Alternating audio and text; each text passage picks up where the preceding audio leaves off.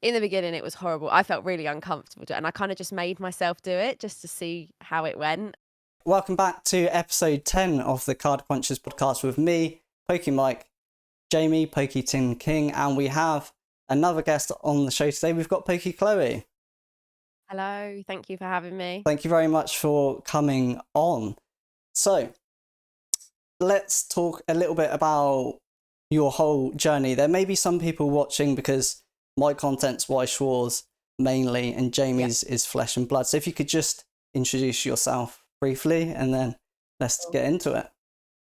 Okay, yeah, so I'm Chloe, otherwise known as Poke Chloe. So I do Pokemon content on YouTube, Instagram. I own a online TCG store as well.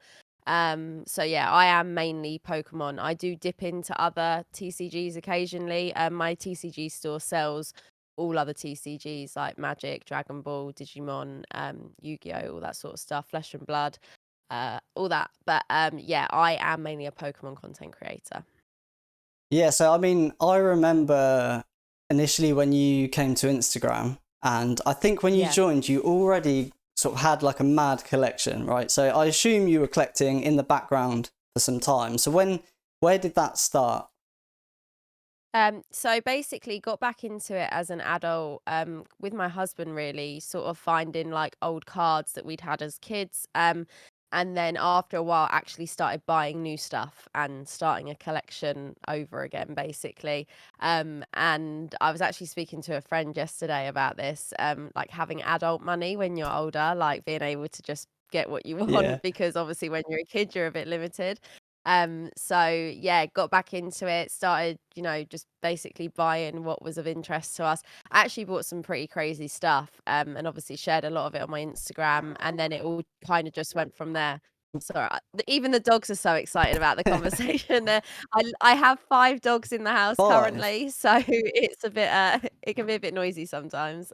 So when was that? Do you remember like what year that was? It was, like, before the whole Logan Paul boom, Yeah. because things weren't as crazily Yeah. priced Yeah. when we started, like, buying and getting back into it, and then that all happened, and it kind of went a bit wild from there, which in a way helped us because, if we wanted to buy something else, obviously some things we'd already bought had increased in value fairly significantly, but then it made other things really difficult because everything just started getting really expensive and really crazy. Yeah, I think when things go up, it's really easy to convince yourself to like sell it and use that money for something else. Like you start Yeah. seeing money It differently. You're like, oh yeah, it's fine. I'll just a couple Yeah. of thousand. Don't worry about it.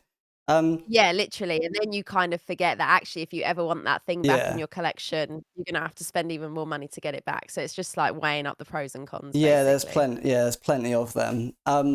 So when you joined Instagram, how long do you think you were collecting before that, or was it literally like a month or so, and then you were like, I want to, No, it it was quite a while before, and basically I didn't really know or think that people made social profiles to, yeah, like, share their like, I don't know what made me look for anything on Instagram. I think I must have been talking about it with my husband one day, yeah, and he was like, "I'm sure there'll be people on this." So I had a little search, and there was a whole community of people sharing their profiles, and yeah. then I found, like, some online forums that I'm now a part of, and that's kind of where it all started. And then the YouTube stuff didn't start until a lot later. Instagram kind of I this was never like a plan. It kind of all just happened, so I kind of just go with the flow. But yeah, I was really surprised there were so many people online as adults sharing their collections and what they Yeah. had and what they were buying and everything. So yeah, I was just really intrigued, which is why I started sharing a lot of mine basically. Yeah, so I mean, you kind of answered, I think, my next question, which was going to be like, did you see it becoming what it is today? Like, I remember when I think you started your YouTube, your first video was like sharing your binder, which is like pretty much, I think, Yeah. what everyone does. Like, their first video is like, oh, let's just, show the cards I've got and the cards that I love, which is perfect. But I assume you Yeah. didn't see it becoming what it is today, because, I mean, looking back, you must think like, it's so different to what just anything you probably expected, I'd imagine. Is that the case? Yeah, it's crazy. So when I first started like sharing stuff on Instagram, it was just photos of my collection basically. And then I started occasionally doing some like Instagram live and like little videos of just me opening packs for myself. And I think there was a point, like Dragon Majesty, just not the greatest set, just sat there like opening hundreds and hundreds of packs and just filling my own binders and just opening for fun. And then I think someone said to me, I'd sort of made some like friends or like people I spoke to regularly within the community at that point, and someone said to me, "Why don't you try like streaming, opening packs on stream?" And I was like, "No, I'm not. I'm not doing that. Like, I've never sat in front of a camera. But I worked a normal office job, like all of this sort of like stuff, Yeah. completely out of my comfort zone, sitting in front of a camera. And when I was doing it on Instagram, I was behind the cat, like it was Yeah. just my hands, so I could sit there and not saying anything and just literally have the video just to see what hits I got. Um, I never expected it to become what it has today. It's my whole life has changed like in every aspect basically. Which is pretty wild. It's kind of just gone from 0 to 100 and I've just sort of gone with it, but I never expected any of this to come of starting an Instagram page, Yeah. sharing some Pokemon cards basically. How did you find? Because obviously you just said then that it kind of wasn't what I mean, it's never going to be what you're used to for anyone, but No. being starting off behind the camera and then being on the camera, was that a hard transition? Yeah, it was horrible. I'd say like prior to doing all of this, I feel like just in general, or when I was younger, for example, I Yeah. was quite a shy like kid. Um, and then obviously as everyone gets older, they get their Yeah. confidence in their teens. Like I was never at a point where I was like I never felt confident enough to sit in front of a camera and do anything in that aspect. Yeah. And like when I look back at my first videos, I'm awkward. Like I'm speaking really like quietly and like really, but back then when I started doing this again, I was just trialing it just to see, just to see what happened. It was never a plan. So as you keep doing these things, you get like more confident Yeah. and you build on it and things progress. You're able to upgrade your equipment, your knowledge grows with everything. In the beginning, it was horrible. I felt really uncomfortable and I kind of just made myself do it just to see how it went. Yeah. And then, yeah, lo and behold, here we I are mean, today, basically. that's great though. It shows growth, and I think anyone watching, hopefully it gives them confidence, because I feel like most people struggle with that, and it's not something that people Yeah. speak about. So someone could make a channel and think, oh, I'm going to do this, and then they film something, they're like, oh my god, this is horrible. But yeah, if you Yeah. just keep going, then you've got that growth there. So it's amazing to hear that you struggled with those types of things and still got Yeah. to where you are now, which is fantastic. So how did the collaboration with Dean come about? So I met Dean through eBay, where you meet all your friends. He actually bought some Pokemon Master sets from me. I think it was Secret Wonders and Supreme Victors. And we got talking after that. I think after he bought them from me, I like found his Instagram from, I don't know, from his YouTube. I can't remember how it was. Anyway, we started talking and I bought into a couple of his box breaks because he had been doing like the streaming and pack opening. Obviously, Dean's like a YouTube like professional. He's been doing it Yeah. his whole like professional life basically. So he's like the opposite to me, really like confident in front of the camera, like really, really good to go. So yeah, I think I bought into a couple of his box breaks, like we got talking, and then I actually invited him to come and do a fossil box break with me. And he came to my house, he came to my studio, and we did the box break in person. And literally since then, we've just been the best of friends. He's really good friends with my husband as well. And his girlfriend Amber, I love her. Like we all get on really well. And he's now actually my business partner in part of my business as well with the online store, which I'm sure he told you about when you spoke to him. But yeah, again, another thing like I don't know how to explain it. When you're an adult, like meeting new friends, I feel like it.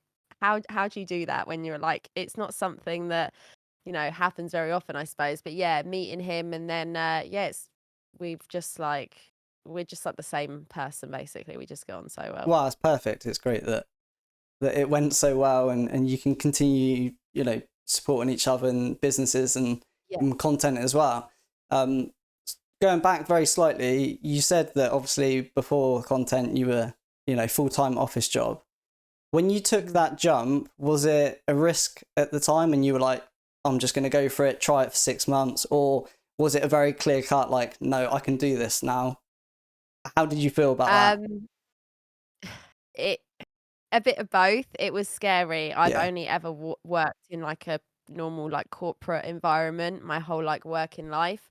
Um, I think my family and friends all thought I was insane. My husband was really supportive. Everyone else thought I was just having some sort of, like, quarter life crisis, I think, and, like, losing the plot. So it was risky. And I think when I quit my job, people probably assumed it was like just to try like and make YouTube successful. But YouTube and the content creation is only a really small part of it. Like I have the online store and I do a lot of buying and selling in the background, and that's what was taking up a lot of my time. Um, as well as, recording videos Yeah. and streaming as well. So it was a mix of things. It wasn't like I was quitting my job to just go and try one thing. I have like Yeah. 5 different avenues of, like, income with all the different things I do. So, I felt like, fairly confident I'd got it to a point where basically I couldn't keep doing it alongside my job. It was just too Yeah. much.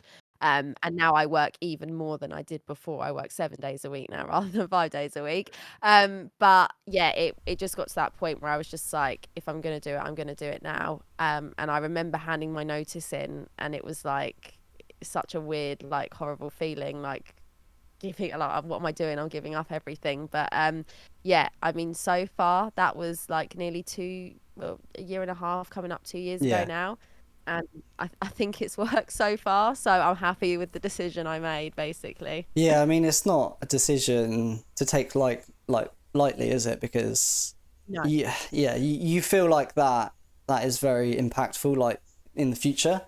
So yeah, so it's a huge decision to make, but yeah, fair play. Like, and it's amazing that you had your husband there to support you when everyone else is kind of Yeah. doubting what you're doing and or not understanding it. At least he understood it and was happy, Yeah. with the decision, and hopefully encouraged you to do it as well.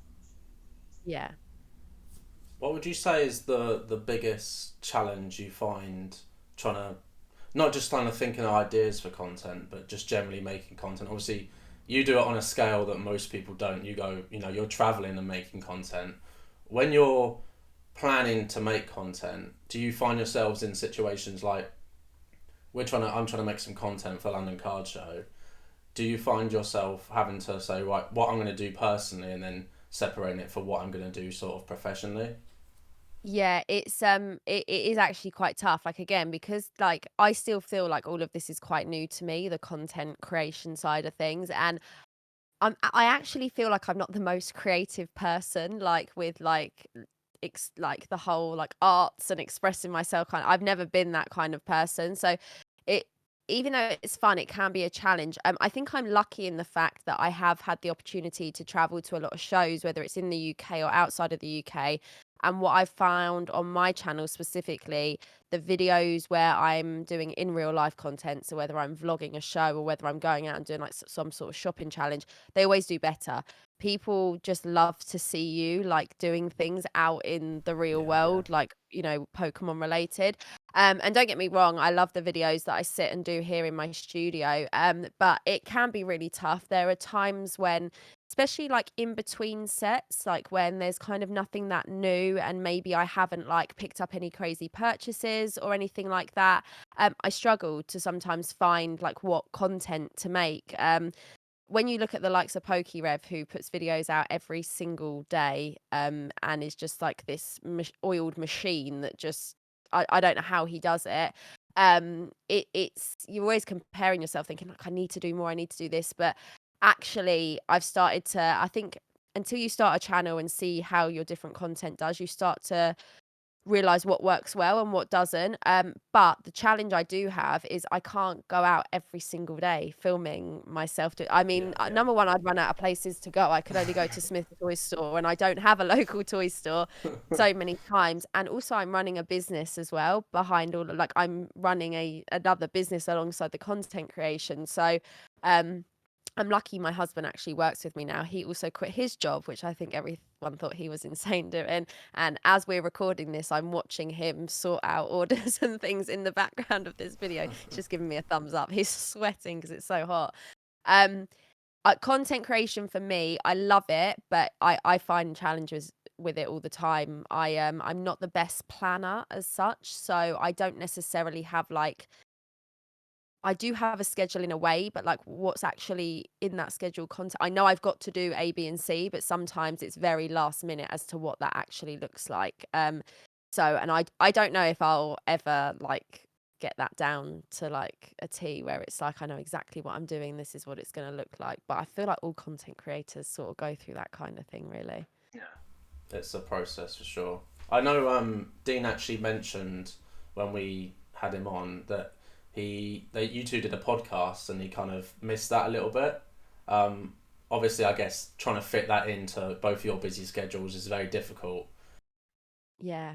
It's tough because I love this sort of content, sitting down and talking to people, because the stuff that we do is sitting open in packs, and even though we're talking to the live stream, when we're doing those kind of videos, I'm literally talking to no one for Yeah. 3, 4 hours. There's no one having a Yeah. conversation back with me. It's just like constantly keeping it going yourself. So this is the kind of content we like doing. And yeah, the podcast has come to a halt for a few reasons. Number one, time. We suddenly got very busy and started traveling a lot, and it was hard for us to be organized. We're not the most organized people, ahead of time to get it filmed. And also, um, the studio where we filmed currently doesn't exist anymore. So we're like in between. We've got a lot going on this year, basically, and it will probably be a few months until we have like a new filming space where we can actually film it. So it's just like a combination of things, really, and it's tough because you have to choose over, do you go on these trips and do you get content and do deals? When we do that, the business suffers. We have to close our online store because no one's here to, pack orders and run it. It is kind of weighing up what's worth it and what isn't, but we really miss doing the podcast because I think we had some of our funniest conversations during that. But yeah, hopefully it will come back at some point, but we'll see. Fingers crossed. When you and your husband gave that notice in, sorry to go back slightly, did your colleagues and co-workers, did you tell them like what was like why you were quitting? How what did they did Yeah, any of them just did you get any weird it was comments?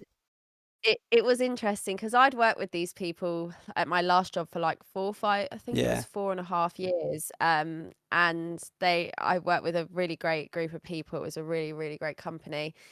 And they knew I was collecting Pokemon cards and buying and selling in my spare time. I don't know how I sort of like dropped that into a conversation one day in the office, but You had to we before you spoke about handed it it. I in. think their kids were collecting cards as well. So that was kind of like my entry point. When I handed in my notice to like actually quit and do this, some of them I could tell just couldn't get their head around it. Some were like, yeah, she's young, she's gonna go and do this. But I think it's when you do anything that's like outside of the norm, Yeah. it's like hard for people to understand. My husband's slightly different. He actually had his own company beforehand, and it was the family company that Oh, he was okay. basically leaving. But even then, for his like family to understand. I think at that point, I'd obviously been doing it a certain Yeah. amount of time, so it was a bit more, but even then, that was a big thing for him because I don't think he ever saw himself leaving where he was working, because he was his own boss, basically, so it's not like he, had to answer to someone, but, what we do, again, it's very different. It's kind of antisocial. Obviously, I stream in the evenings a lot of the time. I work weird hours. I have meetings at midnight sometimes with other parts of the world. It's very abnormal, Yeah. but it we make it work because we want it to, basically. But trying to explain that to others who like, 9 to 5, Yeah. that's it. Like it's tough. It's different because It's hard. it's a job from a passion, isn't it? It's just Yeah, it's completely different to 9 to 5. Um, yeah. so current Pokemon trends. I'm interested in how these influence your purchases and your content. So things like the current Japanese trends right now, waifu cards and things like that. Does that impact what you buy, what you do? Um, yes and no. Certain trends affect me, certain trends don't. So, for example, Japanese, I I don't open a lot of Japanese on my channel. There's a few reasons behind that. When I was younger, I never had any Japanese cards, never opened any Japanese cards. So getting back into it, Japanese wasn't where I gravitated to. It was English cards. As I've gone on, like doing it as I've got older, I definitely enjoy opening some of the modern Japanese, especially holiday sets and things like that. My main problem is it's really tough to get in the UK. It's really tough to get a solid like line of distribution, near enough impossible from Japan. So you have to buy from other resellers. Obviously, it's a lot more money. It just gets very expensive. Waifus, I've never been a waifu collector. To me personally, and I know this is a very political, controversial subject, and I've seen some hot arguments on Instagram about this. I don't quite understand the craze. I can to a degree with certain cards, but there are others that I just think it is absolute insanity. And it's not even the waifus, it's I mean, I don't know if you guys know, but me and Dean do a PWCC stream every Yeah. week. So on my channel, we sit and watch the live weekly auction. That starts at 2 a.m. Yeah. That's a really sociable hour. Um, so we sit and watch the live auctions, and it's quite an interesting. Again, this is something I do in my own time. I keep my eye on all Yeah. sorts of sales and auctions. I never have made content about it, so it's kind of like a new style of content for me. So every week we get to see these crazy trends and a lot of the promos, like the Mario and Pikachu promo. I've actually got the boxes behind Yeah, me I there that spotted them emptied out earlier. with the cards in. Um, I've bought and opened so many of those when they were a fraction of the price of where the cards are now. But I think this week I've seen someone trying to sell the complete set in PSA 10, all four Mario Luigi cards, and they want $17,000 for them. There was a time where I bought both of those boxes for less than 2,000, Yeah. opened them like, and even then that was expensive to be doing that. Bear in mind they were $16 when they came Yeah. out. So there are things that influence me, but sometimes it influences in a negative way. I was currently, or I'm trying to put together the Scream promos, the Munch promos. So like Eevee, Psyduck, Pikachu, Mimikyu. And I got all of them apart from Mimikyu. And then about 3 weeks ago, the Mimikyu sold for $9,000 on its own, and that for me has completely like I'm not paying Yeah. that for that card. Um, so I think a lot of the time for me, it might have a negative influence rather than making me go out there and try and like get involved with these crazy trends. But it all depends. Sometimes I just in my head don't agree or can't comprehend where it's going and why. So I kind of like step back. I'm like, no, I'm not getting involved in that. Yeah, it's hard when you've got price history to Mm, go back to, and you're like, well, I could have got that literally like 2 months ago for a fraction. Now I don't want it because it's so expensive. yeah, And it's you never know what's going to happen no, with the market. You can kind of think that some, cards might get slightly popular, but like some of the things that happen are just they are unpredictable. It's pretty crazy. It's madness. yeah, I mean, even Jamie, Madness. sorry, go on, Jamie. Yeah, it is madness really. With I mean, we part of being able to kind of do this podcast is we talk about these trends and things like that. So it gives us a kind of not well, a kind of reason really to keep our sort of eyes on everything. And it is just it just doesn't. There's no rhyme or reason to some of it at all. It's just mad. Doesn't make any sense, and it's yeah, it's just a bit weird sometimes, and I just sort of take a step back and just watch it all happen rather than try and like jump in on a lot of it. Because I mean, a lot of the time it blows all the way up and it comes down just as quickly. And sometimes it doesn't. Some things keep going up. But yeah, the current Japanese, like where we're seeing the waifus, the tag team cards, some of those going for pricing that I just can't warrant or justify even Yeah. paying or getting like, yeah, it's just too much. It's crazy. Do you have a biggest regret or item that you sold or opened that you just wish you never had done looking back now? Um, yeah, I wouldn't say it's a massive regret, but I miss the item. I once so one of my favorite sets is Legendary Yeah. Collection. And I had a booster box. I was able to buy a sealed booster box. Cool, a while ago. It must be coming up 2 years ago now. And I regret letting that go. I let it go for an incredible purchase pickup that I was doing that I couldn't turn down, but kind of wish I still had that in my collection because I would like to get it back one day. And where I sold it and where it is now, it hasn't like tripled in Yeah. value or anything crazy like that. So it's still very expensive. But yeah, that's something I'd like to get back. But when I'm buying and selling, whether it's for the business or whether it's for personal, it's quite hard to like not have feelings for things sometimes, especially when it's business related, because business is business. But personal stuff, yeah, there's some things I think that's the main one I look back and I think, yeah, I wish I kind of held on to that. But it allowed me to purchase something kind of bigger and better at the time. So I had to be happy with the decision. Yeah, it's a bit easier when you. I think I always tell myself, and is if I'm selling it to fund another purchase of something that I really want, it's a lot easier to look back and go, right, well, the item that I purchased has would have been a lot harder for me to obtain if I try to buy it now versus, so it kind of offset a little bit, but I know there's always going to be one or two items that we look back and kind of wish, we could have kept it. But that rolls into my next question: is there anything that you don't like post about quite a lot? So outside of Pokemon, like card game that you collect? So I really, really enjoy opening WWE, so like Panini and Tops. And I occasionally post some pulls that I get, but I don't film myself opening it at all. It is something I literally do.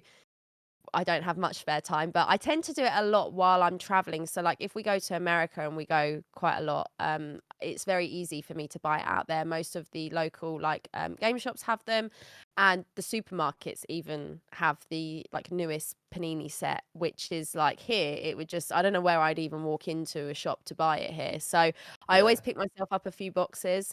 And I will sit there in the evening with a glass of wine and just open packs and enjoy myself with no pressure, no one watching me. I'm literally just enjoying it. So I tend to do that for myself sometimes. Um, I do open Pokemon for myself. Like if I'm putting together a master set or there's a particular card I'm trying to like get my hands on, I might open a few packs. But I don't do that as often because I'm just kind of, always streaming, opening packs to everyone else on stream. And with certain Pokemon packs, the older they get, obviously it gets a lot more expensive to start shredding them. So kind of have to have a bit of self-control there. But yeah, WWE would be like one of the other like TCG sort of things that I open. I don't really to say I collect, I get some of the cards graded, I put some of them in a binder, but for me that's just a bit of fun. Like there's nothing serious or any pressure with it. It's just for me to enjoy basically. Yeah. That's fair. I mean, I think it because that was a big thing, was kind of differentiating between what is business and personal, and can you having a separate TCG that is completely outside of the business, like the WWE Panini stuff, makes it a lot easier. What do you think about this new Lord of the Rings Magic the Gathering set? That I know that you've stocking it on your site. Yeah. It's an interesting one. So this is where I'm probably gonna get cancelled, so please don't be harsh on me. I don't like Lord of the Rings at all. My husband loves it, and there has been many a time he's tried to sit like, if we've had a movie night, he's been like, "Let's" I'm like, "No, it's not happening. Don't like Lord of the Rings, don't like The Hobbit, like, don't even." But I think that I like with Magic when they do this collaboration, obviously, it was always going to be, like, wild and popular, and everyone, has been talking about it for quite a while. So yeah, we stock it on our TCG store. We actually stock a fair bit of Magic. I never collected Magic growing up. Never really got back into it. I know it's quite a complex TCG to play as well. I don't think I have the brain capacity for that. I can just about play build and battle Pokemon. But it's one of those where there's a lot of hype behind it, and obviously the One Ring at the moment and the $2 million bounty and all that sort of crazy stuff, I think is giving it would be popular on its own, but I think that's definitely giving it a lot of traction, and that's all I'm seeing everywhere. People making Yeah. videos about that, posts about it, reels about it. All I keep seeing is $2 million this, $2 million that.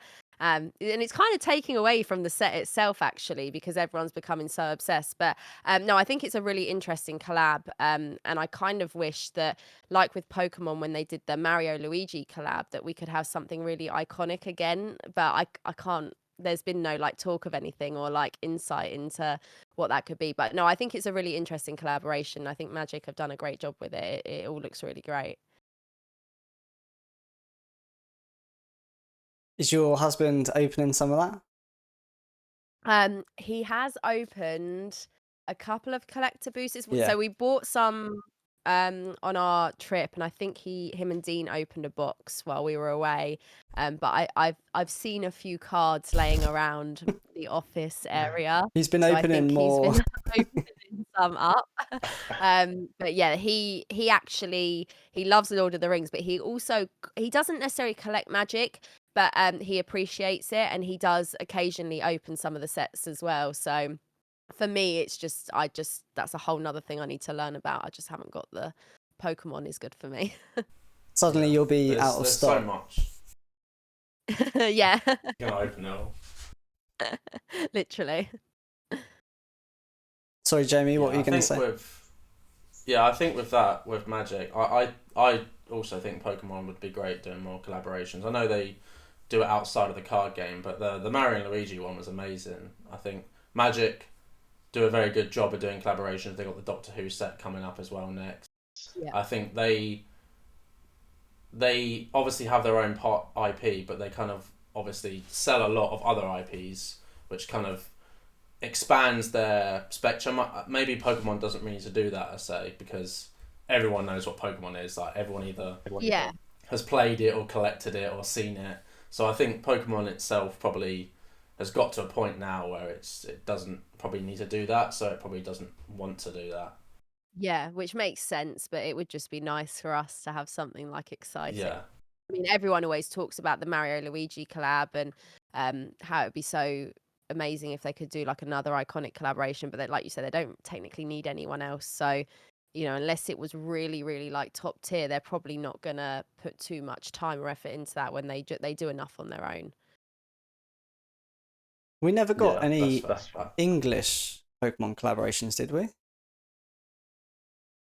Not like the Mario Luigi promos or anything like that, because obviously even in Japanese there's like you get the Uniqlo, like collaboration as well. There's been loads, but yeah, no, there's nothing on that sort of scale that Yeah, I think if obviously there's Muk. yeah, yeah. I mean, if they brought it out now, I think with the state of the Japanese market, it wouldn't go down very well. Well, it would be good for them, just not for anyone who's looking to collect it. Not Yeah. for us. Speaking of Pokemon, what is your favorite era and favorite set? So interesting. So I have a few favorite sets, and they're from a couple of different eras. For me, I think Wizards of the Coast is always just going to be where I gravitate back to. I enjoy vintage. I like it. I know a lot of people, I feel like recently I've gone off of it. I feel like vintage has died a death because everyone's so obsessed with Sun and Moon era and all these crazy things that are going on. But for me, Legendary Collection is a favorite set of mine. I also really love Diamond and Pearl, Platinum era, Secret Wonders, and Arceus. I really enjoy opening them, really enjoy the cards. They're like particular sets where I have like master sets of those sets. And then with modern, I tend to like chop and change my mind a bit, but like a modern set for me that I've absolutely loved and still love, even opening now, is Brilliant Stars. Like I just had the best time with that set. And I still really enjoy it. Even though I've got a master set, I find myself opening some packs every now and then. Don't need to for no apparent reason. But yeah, I think Wizards of the Coast for me is always going to be like where I go back to. I mean, I love E series as well. And I didn't even collect E series as a kid. And when I first got back into it as an adult, I kind of like I didn't care as much for the E series. Whereas now I love it. So I'm definitely mainly like vintage, like for me, go back sort of that direction. So, out of everything that you do, in terms of like, obviously you got so much going on. You got your store, you're flying around everywhere doing deals. You've got your streams. Out of all of that, is there anything that you like doing the most? That you prefer doing? Um, for me, it's the trips going to, it's not only just like going and doing these deals and like going to all these shows and seeing what everyone has. It's actually seeing people that I've become friends with that I don't get to see very often because they don't actually live in the Yeah. UK. I've got like some really, really great like friends now. that will literally be friends for life. So just being able to, because what we tend to do is obviously during the days at the shows, you're walking around, you're buying, you're seeing what's going on. And then in the evenings, everyone gets together. Like there's always unofficial trade nights in like the hotel lobbies. Everyone goes out for dinner. Like it's just such a like nice time. I like it's bad because like I'm always in my own little world, like trying to ignore I've got all this work to do because I'm just enjoying myself. But that's the part I enjoy. And I wish I could do it more, but I'm so lucky that I've traveled so much this year already, and we're only still in June. Yeah. And yeah, I'm lucky that I get to do what I do as a job anyway, let alone get to like see so much of the world in a way and get to do all these crazy things. But yeah, the getting together with people is definitely my favorite part of it, 100%. Yeah, I mean, I guess what you said earlier, like obviously no longer working a job with in an office or with other people, and actually what you do now is quite on your own, you and your husband. So that's maybe that's why that is so enjoyable, because that is kind of brings back that like in-person human interaction that you don't really get because you are behind a screen for a lot of people. So and I Yeah, guess you it's never. yeah, there's no interaction there. Yeah, So yeah, it's it's like, oh true. my god, I Yeah. can talk to someone. Yeah, literally, there's another human being there. Yeah, no, it's in, and I don't actually think about that too much. But yeah, I went from every day working with a Yeah, group of people to then for a while working on my own for a lot of it. And then my husband joined me. And obviously, I work with Dean as well, but we don't, see yeah, each other every single day and stuff. So yeah, it's just nice being able to connect with everyone and see everyone as well. yeah. And I guess you probably never would have thought you'll be flying to all these types of places, doing these deals, making content. So it's probably Not a at bit of a all. pinch me moment as well when you do that. Yeah, very much so. I'm very lucky the things I've got to experience and do. So yeah, I'm very, very grateful for it. So as a content creator, what do you think is the biggest challenge that you face as a female content creator? So a lot of I get asked this question a Oh, lot, okay. and for me, it's just the general. No, it's not a problem because I quite like talking about it. For me, it's like basically Pokemon, and I can't remember who said it to me. It's someone fairly recently I was speaking to. They said it's a bit of like a boys' club in a way. Obviously, a lot of people in not just Pokemon but any other TCG, it's quite Yeah. heavily male orientated. A lot of, there's more males than females. Anyway, that's what I see. No, When I definitely. started doing this, if I was dealing with people, I never saw them as male or female. I saw them as the person I was dealing with, the deal we were doing, like A who they were collector. didn't come into it. But I think when maybe people see me and deal with me, they see that, like, I don't know, I don't know.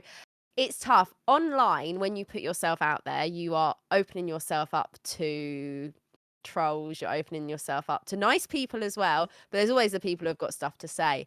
Um, I feel like I'm fairly lucky. I don't get too much like hate or horrible comments, but it happens every now and then. And when it happens, it's always something about being a girl. It's not like, I don't know, me saying something stupid. Like that's all Yeah. they aim for is like the female part. And it's like, but I'm not doing anything apart from existing. Yeah. Like I haven't said Just making anything wrong. I content, haven't done really. anything wrong. They just like hone in on that. So there's always going to be some people that whether they're uncomfortable with it or whatever it is, but since me doing this as a job and mixing with everyone, like there's actually a group of friends, like normally when I go to America, I'm normally the only girl there, like, and one of them actually said to me one time, he was like, I just see you as one of the guys because you're just like they don't have to worry about like saying certain things around me, like I'm just used to it.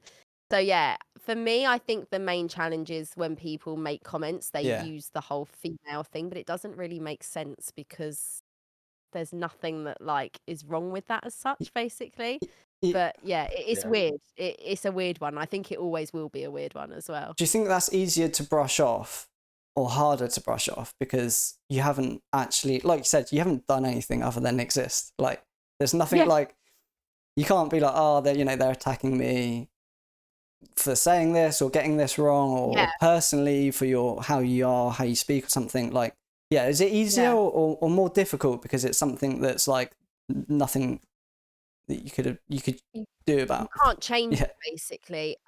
For me, I think I'm pretty good where I've always had a bit of a thicker skin. Like I haven't taken offense yeah, to like certain things. I don't know if that's just the way I am, but because I've definitely had other female like whether they're creators or collectors in the space, like they said they don't like feel comfortable like sharing stuff because they've had like horrible comments or they get nervous about putting videos out for what people are going to say. And I'm like, at the end of the day, as long as what you're saying and what you're doing is like you're enjoying it and you're not saying anything stupid, no one should target you. Basically, there's no reason. For me, I just it doesn't really affect me. I'm quite good at just I yeah, see it. I don't know the person. I'm never going to meet the person. They don't mean anything to me. Basically, I'm quite like straight headed with it. For some people, I think they struggle because they can't change that yeah, you know, that's who they are. Yeah. So I think they just feel like, well, these people are just going to keep coming back and saying these things. Like, what can I do about it? Um, but I just try and take the approach of unless I know them and like I've offended someone horrendously with what I've said or what I've done, which I try my best not to. I feel like I'm fairly neutral. I don't comment on things when there's drama or yeah, all this sort of thing happening. I always keep myself out of the space of all of that. Unless I was like in the wrong and recognized I was in the wrong, I'd be like, oh my goodness, like, yeah, I shouldn't have done like it affect. But other than that, like, I just switch it off. And like for me, like I said, I've been really lucky. YouTube and Instagram, you get the odd person on Instagram, like being a bit of a, but I just delete the comments most of the time if they're just a waste of time. I'll tell you where is the most brutal place on earth, TikTok. I don't really use TikTok very often. But my God, people on TikTok yeah, are just out to like, it doesn't Savage, matter yeah. who you are, whether you're male or female, you need a thick skin to create content on TikTok. yeah. It's a weird community. People just comment literally what they're thinking. Like it's really Yeah, strange. Like just no comes. filter. Yeah, yeah. Really, really weird. Jamie, was there anything else you wanted to ask before we finish on a hot take question? Yeah, what would your advice be to anybody watching this that is thinking about doing a similar journey to what you've done? Yeah, so I have always said with the content creation side of things, you have to enjoy what you're doing because as soon as you stop enjoying it, you're making yourself film a video because you think it's relevant or someone else has done it. I think it shows massively. Like there have been times when I've sat down to film something. I'm like, I don't even want to film. Like I'm doing this because I feel like I need to. So I will find something else to do that I'm going to enjoy. Whether everyone else is going to enjoy it, they're not always going to love everything you put out. Yeah. So you really have to enjoy it. The other thing is, everything is about consistency, whether it's like the buying and selling side of things to grow a business that way, whether you're, creating a store and you're trying to build that up, or whether you're content creating. The moment you stop being consistent, I have found anyway, things do start to become a bit chaotic. Things will drop off. You get in this bad rhythm of like, then not wanting to do something, everything slows down. So even when it's really like tough and unenjoyable, you're stressed and you're busy, you just have to be consistent with it and it will pay off. It doesn't happen overnight. It has for some people, like when the boom happened, there's a lot of people it absolutely took off for, and they are where they are now. But just because there are other bigger people in the space, it doesn't mean there can't be new people that are also going to be big in the space. So you just have to just keep going, just keep at it. Basically, just put your head down and focus on yourself. That's like the best advice I can give. Basically. That's good advice. Thank you.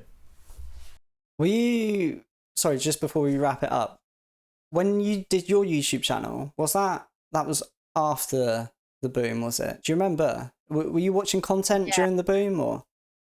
Yeah, so before the whole like boom, Logan Paul, that sort of crazy stuff happened, I think Leon Hart was one of the first videos and channels I ever saw, Yeah, and he was big prior to all of that anyway. Obviously, got a lot bigger when all that happened.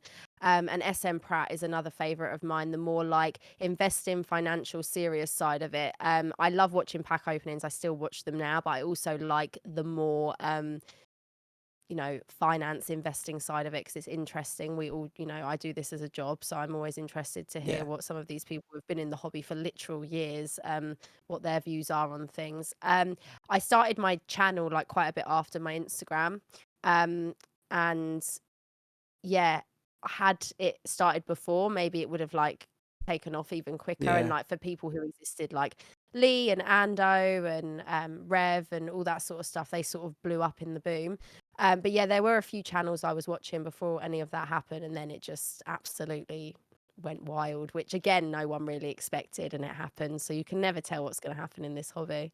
I think that's amazing that, I mean, you managed to grow your channel to what it is now after the boom, when it was harder, Yeah. if you know what I mean, when, you know, people were dropping off, essentially, like viewers weren't watching as much. So I think that says a lot about you and your content and how well you've done that. And not only that, I just want to say it's amazing to see how you and Dean have connected the UK to the US, because that was something that was missing for such a long time in terms of content on YouTube for Pokemon. Yeah. So it's amazing to see that you guys have pretty much done that, in my opinion. Like, you are the same. Like, when I look at you and Dean and like Rev and those guys, like, it's just the same. But, you know, going back years, there wasn't really anything like that. So yeah, that's amazing. Props to you both. Thank you.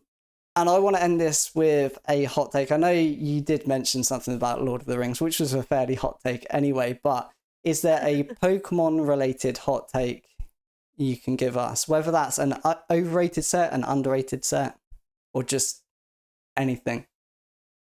I mean, I think, and again, I know we've spoken about it as well, but I think this whole sun and moon like era, like, I actually personally think there are cards that aren't blowing up within those eras that should be. They are getting there, but like, so like, basically when people think of alternate arts, I think everyone just thinks Sword and Shield era is where it all started, but Sun and Moon actually had alt arts. There's alt arts in Cosmic Eclipse, there's other alt arts that exist.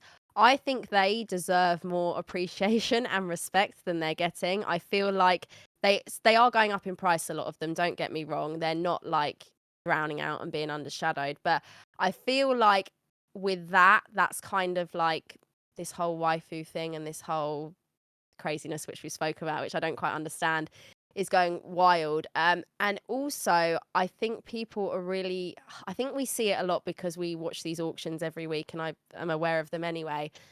There are cards out there that I will say to people, like, for example, there are EXs from the EX era, there are hollows from the EX era, there are cards, bear in mind, these are like $30,000-$40,000 boxes to open.